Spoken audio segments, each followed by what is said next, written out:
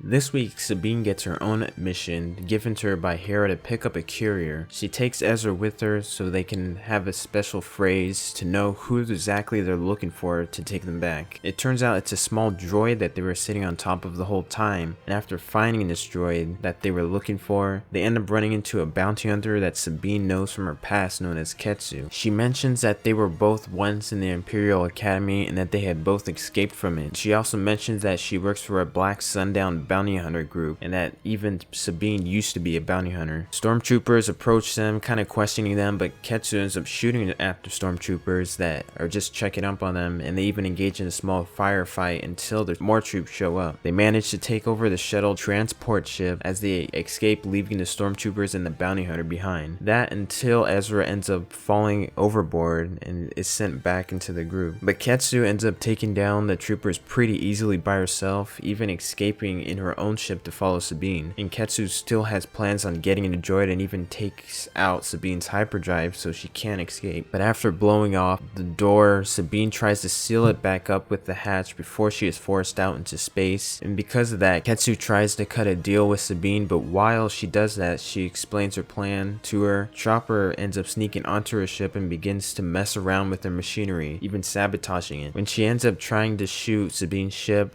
her guns end up not working, and that gives Sabine a chance to escape. She ends up taking Chopper, and this forces Sabine to cut a deal with her to meet her. This leads to them teaming up in order to escape an Imperial ship that has been tracking them, and Sabine makes a plan to blow up the ship so they can escape within 2 minutes before they come aboard. The Empire shoots at the ship, and Sabine ends up getting knocked out as a result of the blast. Ketsu ends up helping her aboard her ship so they can escape following the blast from explosive in the transport ship that ends up hitting the Imperial. They rendezvous with R2-D2 and hand over the droid to them and to give to Senator Organa. In the end of the episode, Sabine and Ketsu make up, and Ketsu even considers joining the rebels, which could mean she will show up in the future. I think what I like most about this episode is the backstory we got on Sabine. We learned that she was in the Imperial Academy at one time and that she did become a bounty hunter along with Ketsu. This really makes sense why she has Mandalorian armor on. They did really focus on introducing Ketsu, and she does end up turning around in the end, which makes me believe that she will be becoming more prominent in the future, maybe to the extent of even joining their group. That's a stretch, but